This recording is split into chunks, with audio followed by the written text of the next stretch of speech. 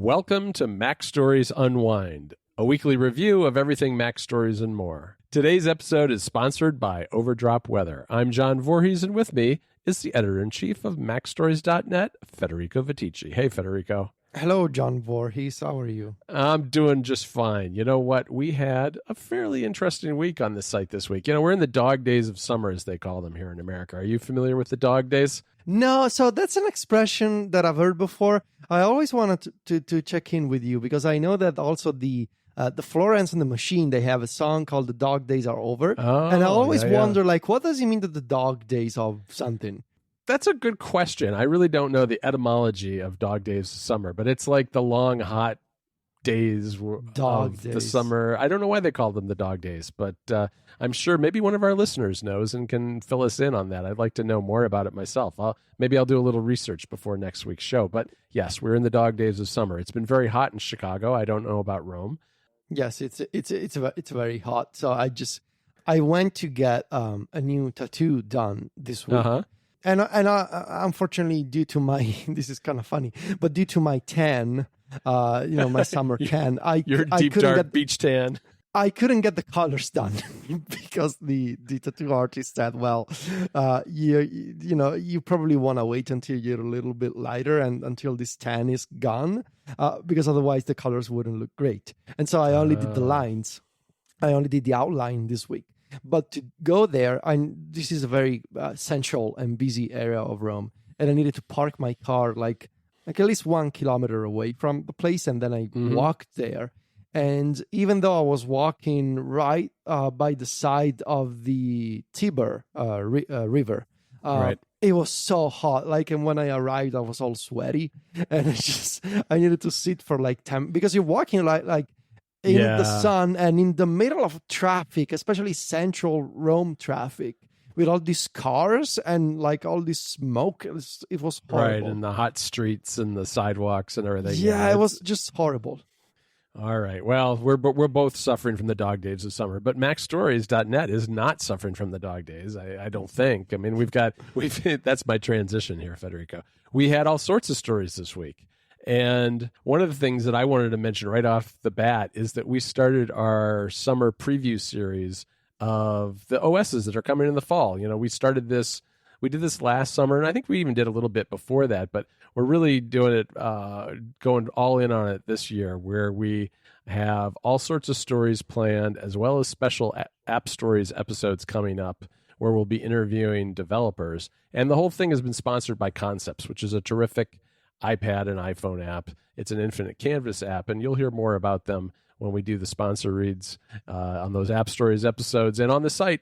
But I wanted to just call them out because special thanks should go out to them for making the whole thing possible. We're really, really looking forward to digging into this further. And this week was the very first story in that series, which was from Ryan, where he went out and interviewed 6 different developers. He talked to David Smith, Becky Hansmeier, Kaya Thomas, Charlie Chapman, and Simon Stovring, and talked to them all about WWDC. This was kind of a debrief on WWDC because, it's been nearly a month now since we had all the videos come out and all the announcements were made. People have had some time to reflect on it, make their plans for the summer, and so we thought it'd be a perfect time to kind of poll a bunch of developers on what are they excited about, what were some of the disappointments too, what are they going to be focused on for the fall, and where do they really see things going. And so a lot of really interesting insights from all 6 of these developers. Highly recommend checking that story out if you haven't already. We also this week had some reviews, and Federico, maybe you could tell listeners a little bit about Dark Noise 2, which came out this week, coincidentally, also by Charlie Chapman, who's one of the developers that Ryan talked to. Yes. So I was actually playing around with this because Charlie was kind enough to send me a very early alpha, not even a beta, of an iOS 14 update because I was looking for widget examples for my review, which I'm currently in the writing right now. But Dark Noise 2. So Dark Noise is a white noise utility that Ryan first reviewed last year when it came out. And it was this kind of Like it does way more than just like it's not just a digital version of a white noise machine. You got all sorts of relaxing sounds in the app from like these soundscapes like the beach and lake and birds chirping, but also like city noises and appliance noises, like all sorts of noises that you can put on and listen to, whether you want to relax or fall asleep or concentrate.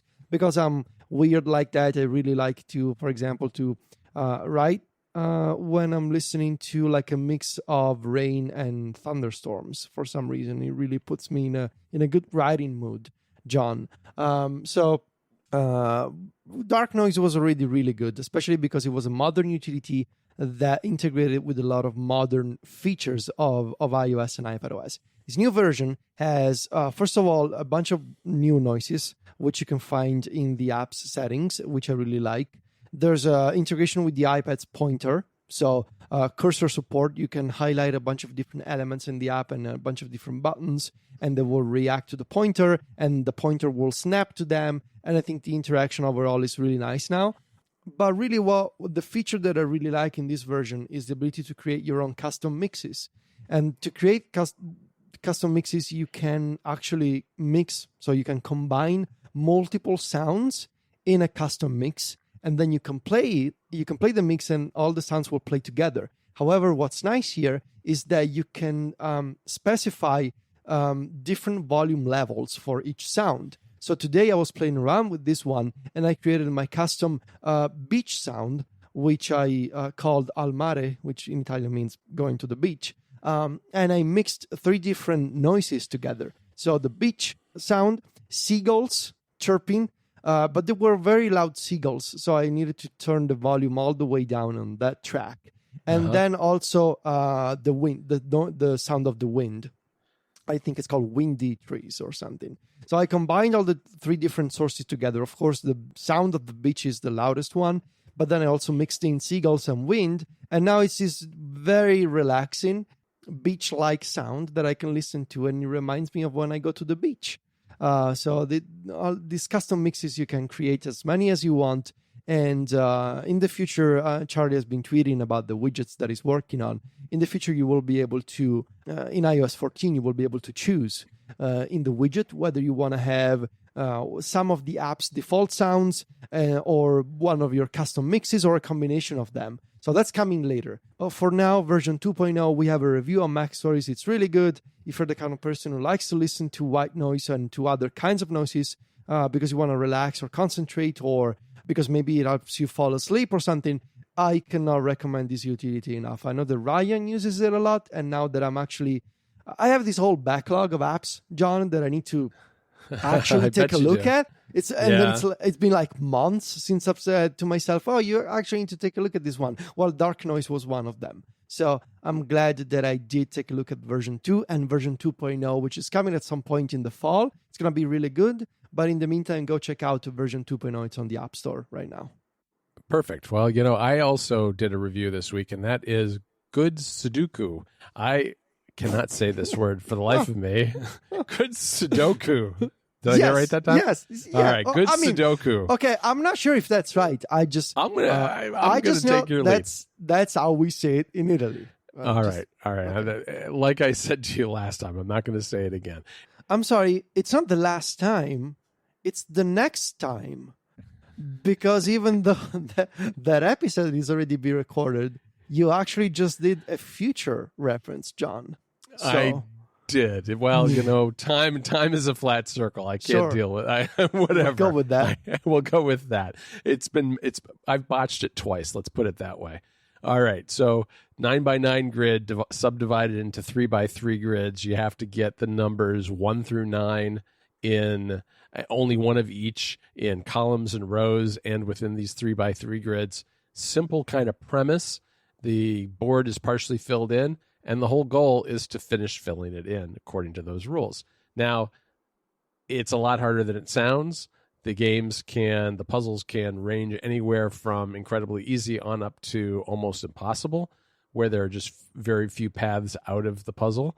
And what has been done with this game is that there's an AI that's built to create the actual puzzles themselves, but it also runs in the background while you play. And what that allows for is some really interesting mechanics for either providing you with hints, instructions on techniques to solve puzzles in general, and things like you can tap, for instance, a blank square in the puzzle, and the number pad that you use to input the numbers will then only display the numbers that are available for that square.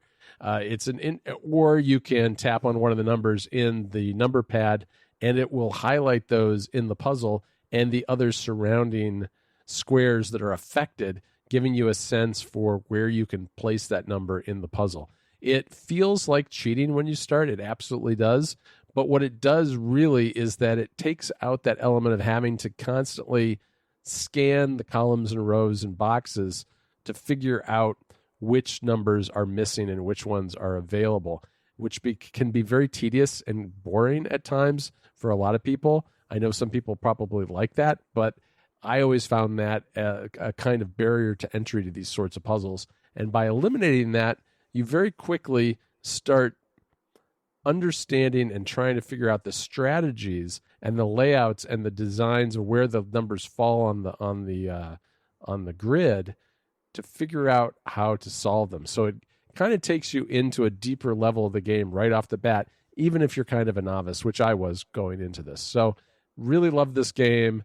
I've been a big fan of all of Zach Gage's games in the past. It's free to download and get started with. There's also an in-app purchase for $3.99 that opens up some of the other features. There are 70,000 puzzles in this game, so this is not one that you're going to finish anytime soon.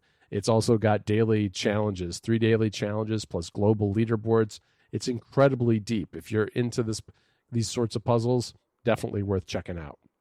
So we also had another app review, also by Ryan on MacStories this week, and it's version 2.0 of Soor, the Apple Music client. You may remember Soor because I reviewed it last year. In its first version, it was one of the first Music Kit Apple Music clients. And I really liked the design and some of the ideas, but however, I also complained about some of the features that were missing.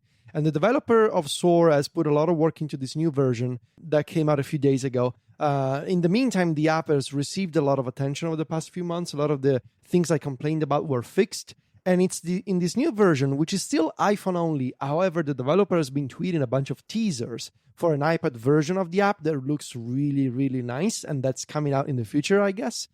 In this new version, there are 2 major functionalities. One of them is the ability to receive notifications for new releases by your favorite artists. This is kind of similar to Music Harbor, which we mentioned on MacStories and App Stories many times before. However, it's built into Soor. So it's a kind of Music Harbor-like functionality right into this third-party music client. Personally, I plan on continuing to use Music Harbor, also because the developer Marcos Tanaka has been tweeting about some of the features they're working on for iOS and iPadOS 14. They look fantastic. So I'm sticking with Music Harbor. But if you have never used a utility like Music Harbor before and you use Soor, you might as well go check out the new support for checking out new releases by your favorite artists.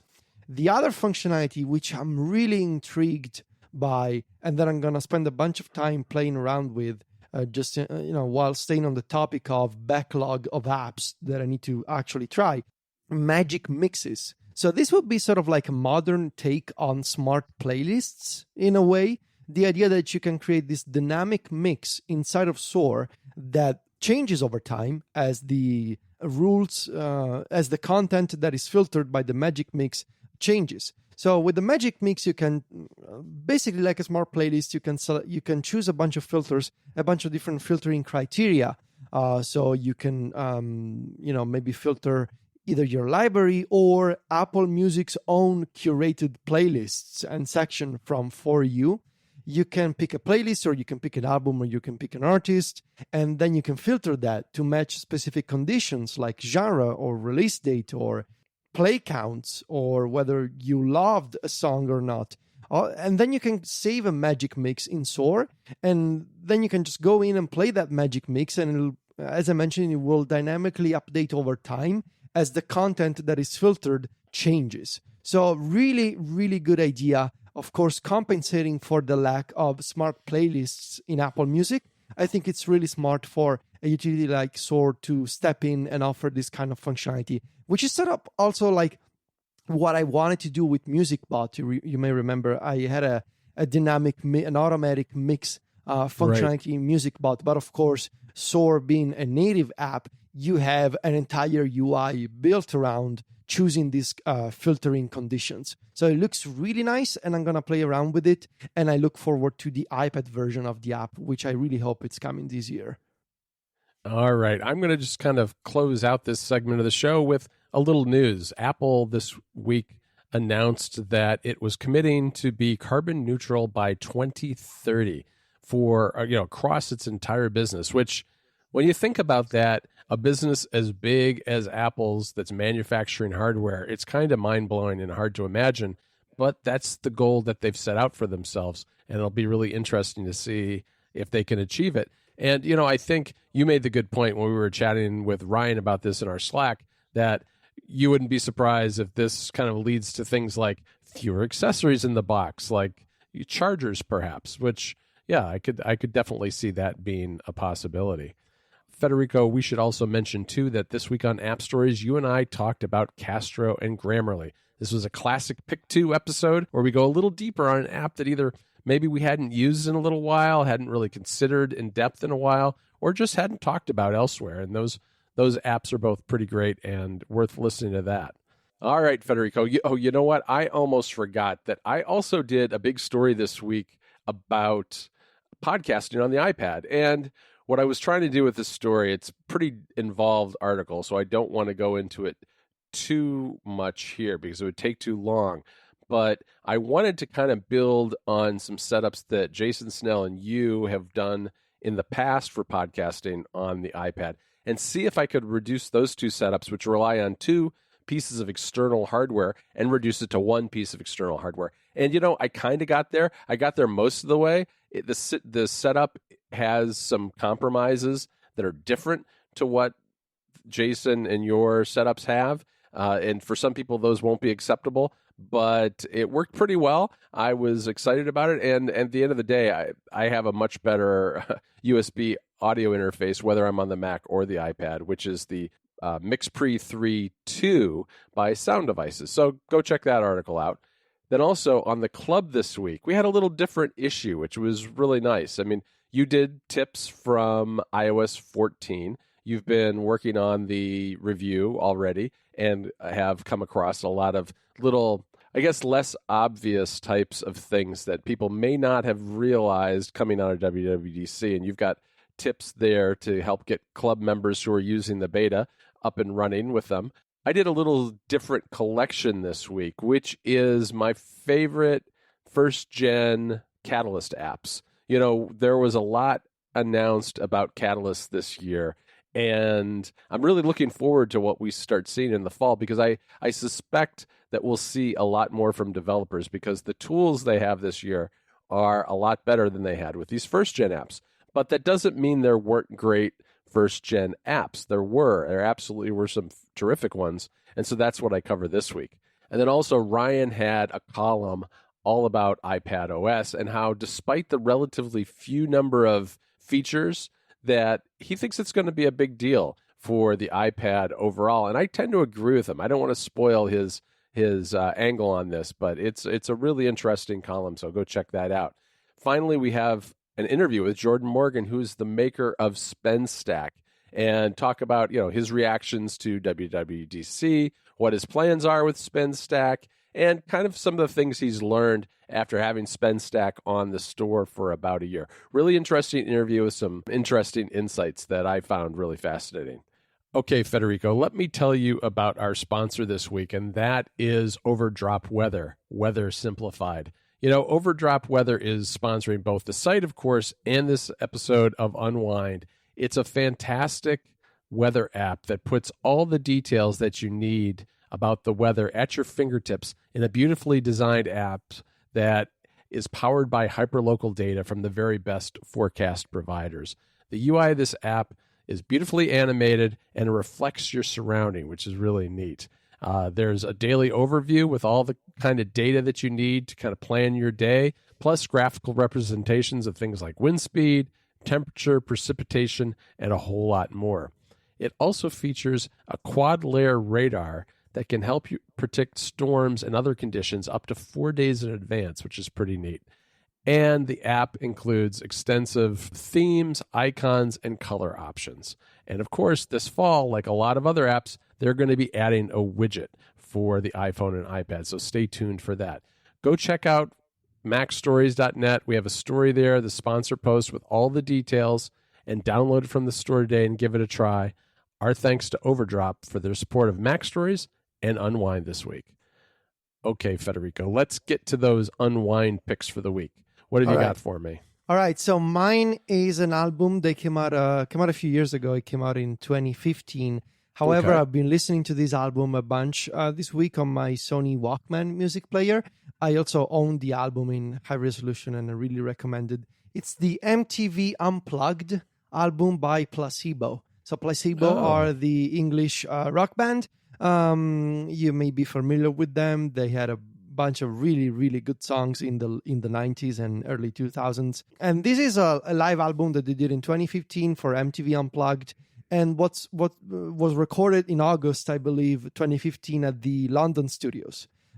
What I really like, there's a couple of things that I really like about this album. So it was recorded during the band's 20th anniversary period. And because of this, to celebrate the occasion, they played a bunch of songs that were never played live before, including Bosco, which I really, really like this song, and Protect Me From What I Want, which is also another really, really good Placebo song. And the other thing that I really like about this one, I mean, of course, besides the fact that Brian Molko, the singer and guitarist of Placebo, I truly believe is one of the most charismatic and just amazing rock singers ever. But that's like my personal preference. The other thing that I like is that there were a bunch of instruments that were used during this live recording, including, and I looked it up on Wikipedia to see what this actually is, a qanun that was purchased in Morocco. And the qanun, in case you're not familiar with it, is a string instrument. And now I'm just reading the description, that can either be played solo or more often as part of an ensemble in much of the Middle East, North Africa, West Africa, and Central Asia. So the qanun, it's like an instrument that I've never seen before. It almost looks like a giant guitar with many, many strings. And now that I look at it, I totally see which songs of this live album actually use the qanun. So very particular and beautiful sound. But yeah, so the MTV Unplugged album of Placebo from 2015. If you like Placebo, I mean, it's a really good live album, and it's acoustic. But as I mentioned, there's a bunch of different instruments. So yeah, go check it out. There are so many good MTV Unplugged albums that are out there. One of my all-time favorites is the Nirvana one. I mean, for sure, yes. The Nirvana and MTV Unplugged is just a masterpiece. Yes. Yeah, it's amazing. Okay, you know what? I'm going to dive into video game history with you a little bit, Federico, because I know that this is something that you and I have in common, and I don't know how I missed this channel on YouTube before, but Jeremy Parrish, who is part of... Oh, man. Jeremy Parrish, yeah. He's part of Limited Run Games, right? And Limited Run Games is dedicated to taking older games and publishing them in physical copies today. And it's a whole thing. It's they have these very limited times you can buy them, and you sign up and you have them mailed to you. They're really cool. But he has a YouTube channel, and he's done a whole bunch of different series on older video games and systems. But I ran across his Virtual Boy Works series earlier in the week, and it's fascinating because this is one of those devices. It's the history of basically a failed console, because the Virtual Boy, it didn't last long. There weren't a ton of games made for it, but it was one of the very earliest attempts in the mid-90s to create virtual reality or augmented reality type system.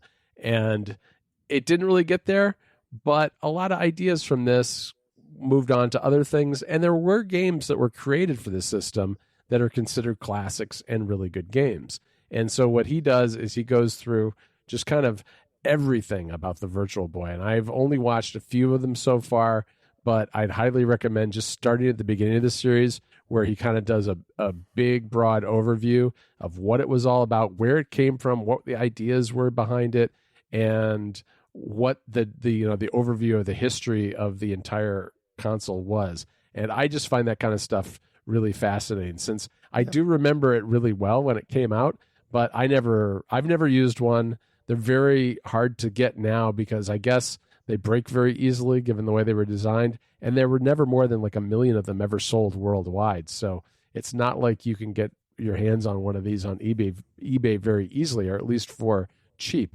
So it's if you're into video game history, Virtual Boy Works is a great series to check out. Yeah. Jeremy Parrish is one of the most knowledgeable people about video games that I follow on the internet. And if you like Jeremy Parrish's work, I recommend checking out his other 2 series on YouTube, Game Boy Works and NES Works. NES Works, yeah. Those are also very good. And also Jeremy is one of the co-hosts of Retronauts, the video game podcast, which is also very good. And they have a Patreon. I'm a subscriber. It's a very good video game podcast about older, not necessarily old, but older video games. Yeah, Jeremy is a really, really good internet person, and I believe also a person in general. But yeah, I'm a fan. I'm a fan of his work on the internet. Yeah, no, he's done some amazing stuff. And when, it's like once you follow a couple of people who are into that area of video games, you very quickly find that it's a tight-knit community of very interesting people who are doing some fascinating work with older video games. All right, Federico, that's it for this week. I want to thank our sponsor again, and that is Overdrop Weather. Of course, you can find me and Federico over at MacStories.net. Federico is on Twitter and Instagram as @Viticci. That's VITICCI. And I'm at John Voorhees. JOHNVOORHWS. Talk to you next Friday, Federico. Ciao, John.